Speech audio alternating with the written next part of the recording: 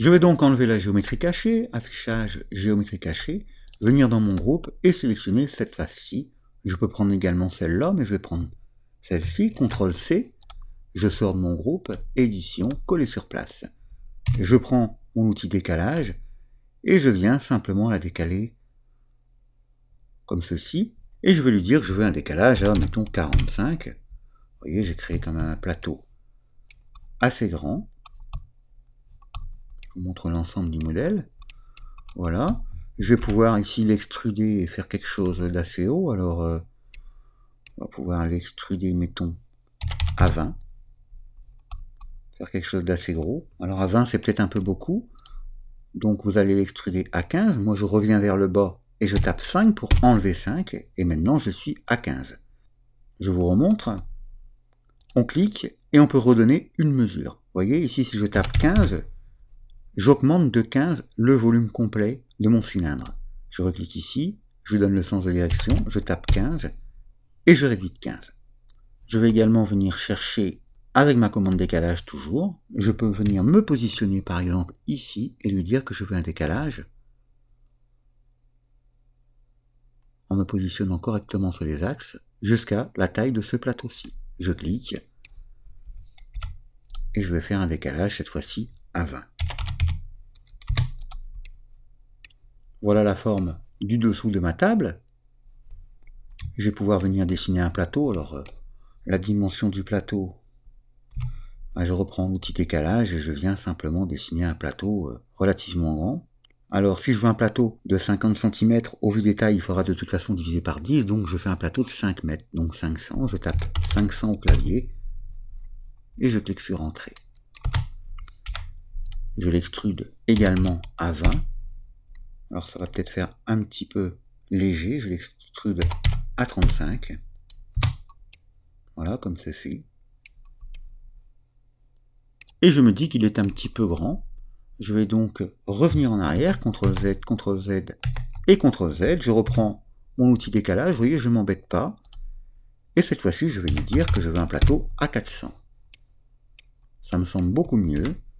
Je viens l'extruder à l'œil nu, comme ça, on dirait que 45, 50, 50 vont bien convenir. Je tape 50, j'ai donc créé un joli plateau assez épais. Également ici, je vais pouvoir venir sélectionner mes faces une à une, me positionner et extruder mes faces comme ceci. Vous voyez, je clique et je viens prendre repère sur mon plateau. Voilà, cela m'a créé différentes arêtes que je peux venir supprimer, je les sélectionne. Vous pouvez également utiliser l'outil gomme, moi je n'utilise pas beaucoup, enfin dans ce genre de cas. Voilà. J'ai donc créé ma table. Il serait peut-être judicieux ici de venir lui mettre quelques vis. Je trouve que mon plateau ici est un petit peu faiblard, mais enfin bon, ça ira. On va pouvoir prendre l'outil polygone, on clique et on vient lui donner une petite dimension comme ceci, par exemple. On appuie sur P et on vient l'extruder. Alors, on peut l'extruder suivant une valeur prédéfinie, mais enfin bon, là, j'ai fait un boulon assez gros. J'appuie sur l'outil cercle, je viens me positionner au centre. Pour trouver le centre, c'est la même chose. Je peux parcourir les arêtes. Et je viens créer simplement un petit tube qui donnera l'effet d'une vis, comme ceci. Je sélectionne cette partie-ci et cette partie-là. Alors je sélectionne cette partie-ci, excusez-moi, et cette partie-là. Alors du coup, comme je n'ai pas créé de groupe, je suis embêté. J'ai voulu aller trop vite. Je suis obligé de venir sélectionner les éléments un par un, toutes les faces, une par une, en maintenant la touche CTRL ou la touche majuscule enfoncée, clic droit, créer un groupe. Classiquement, je vais pouvoir utiliser mon outil rotation. Cette fois-ci, je peux me mettre au centre. J'appuie sur Q, je sélectionne, CTRL. Je vais lui dire que je veux un angle à 90 cette fois-ci, comme ceci, et je multiplie simplement, multiplié par 4.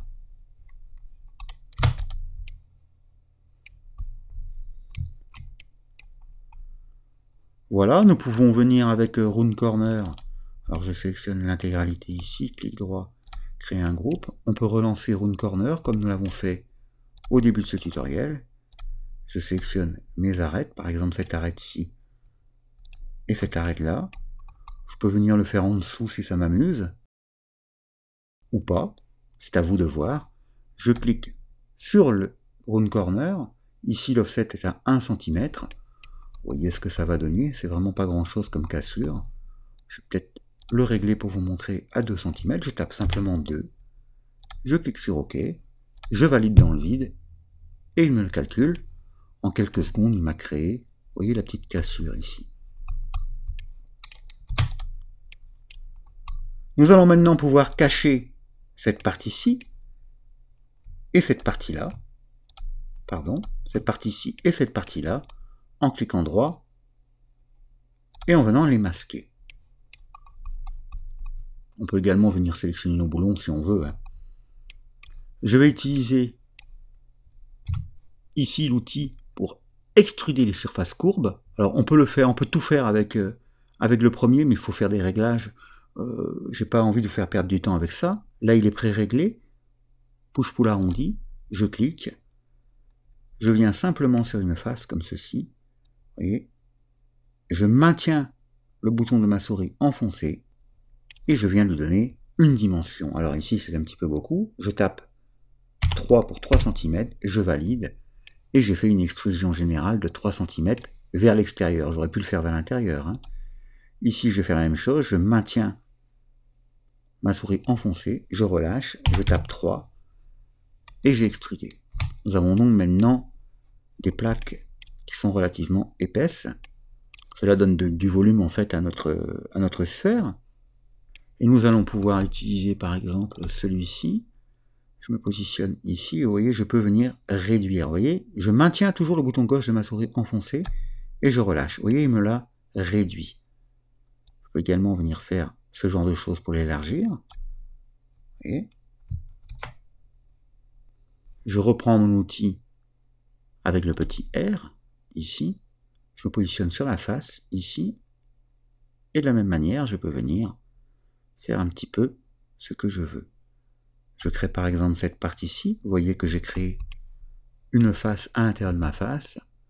Je prends l'outil avec le petit J et je viens simplement l'extruder. Alors, je vais lui redonner 2 cm, je tape 2 au clavier. Et vous voyez, j'ai créé simplement une petite bande ici. Je recommence.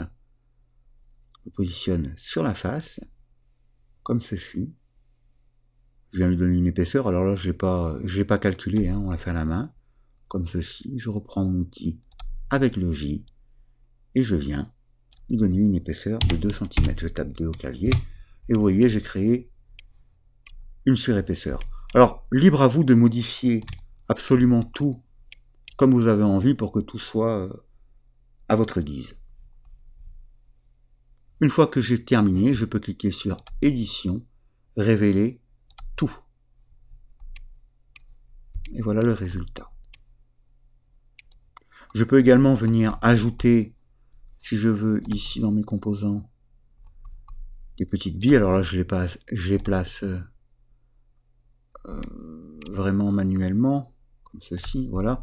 Mais vous pouvez recommencer, prendre l'outil rotation et le faire, si le cœur vous en dit. Voilà qui termine ce tutoriel. Je pense qu'on a fait le tour de la création. À vous d'apporter vos propres modifications et d'appliquer cela sur d'autres types de modèles. Vous pourriez par exemple venir facilement créer un vase. Maintenant vous savez placer les composants, donc vous pouvez les utiliser pour créer des choses perforées ou pas. Vous savez travailler sur les sphères. Et vous savez venir travailler en déformation avec les cylindres, les incliner en les déformant comme on l'a fait là, et également venir les arrondir. Vous avez vu la technique pour créer facilement et extruder facilement ce genre de choses, ce qui n'est pas possible avec SketchUp à la base. Je vous en souhaite une bonne utilisation. Merci d'avoir acheté ce tutoriel, j'espère qu'il vous a plu. Si quelque chose m'a échappé, ou si vous n'avez pas compris quelque chose, n'hésitez pas à me contacter, je me ferai un plaisir de vous répondre. Au revoir, à bientôt.